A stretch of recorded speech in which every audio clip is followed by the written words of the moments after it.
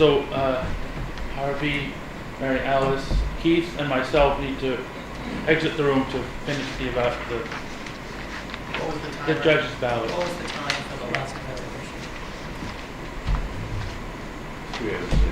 Thank you. We'll pause a minute while they remove themselves.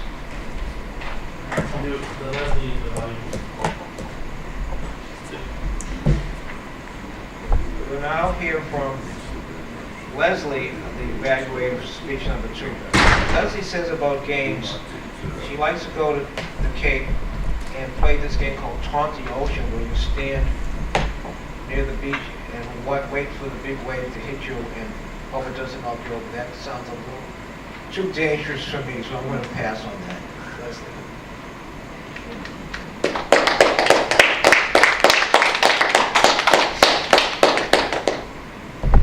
I forgot to mention that the Atlantic doesn't like being made fun of, especially after a hurricane. So, John, I really want to thank you for... Hold it close to your mouth. Yeah, we can't hear you. Okay, can you hear me now? That's better when you hold it close, yes. Okay.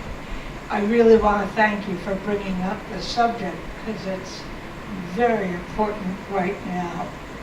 In terms of meeting your goals, I think you're able to speak without notes, speak clearly, make eye contact. I want to talk to the content of what you were saying because that's so important. And to the content, what I want to particularly focus on is that when you talk about your family rules and what your father taught you and your brothers and sisters was how important it was within the family context not to take family business outside, but even more in terms of keeping peace, not to talk about religion, politics, or finances when you left the family house because it could sow a lot of bad feelings out in the world, which is true. Certainly you can sow bad feelings when you're in a social situation or, as you mentioned, in a work situation, whether or not you agree with people at work. Sometimes you just have to keep your mouth shut and deal with what you got to deal with. But there are other situations where you do have to speak. And in a democracy, in particular, we're required to speak.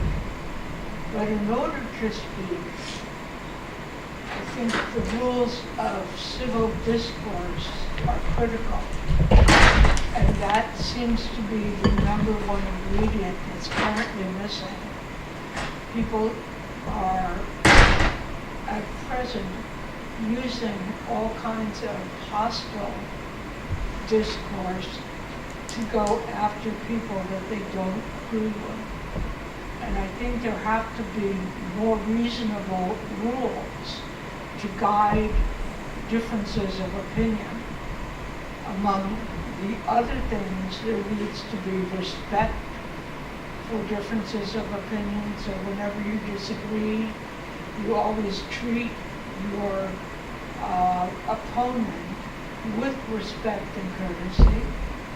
I think that when people differ, there has to be some ground where facts can be agreed to. If the facts cannot be agreed to, it's impossible to have a discussion.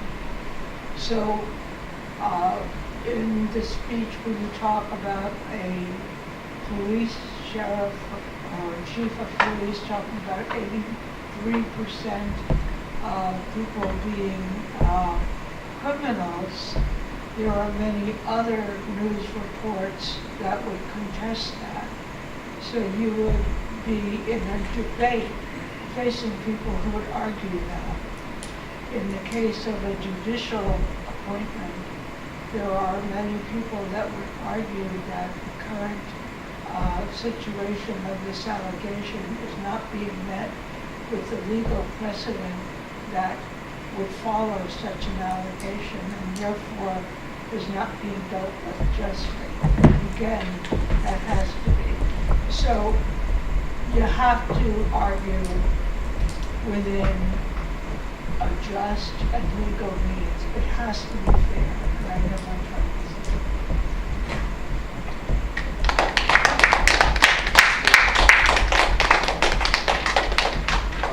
Thank you, Leslie. We don't have the general value tonight, I think because the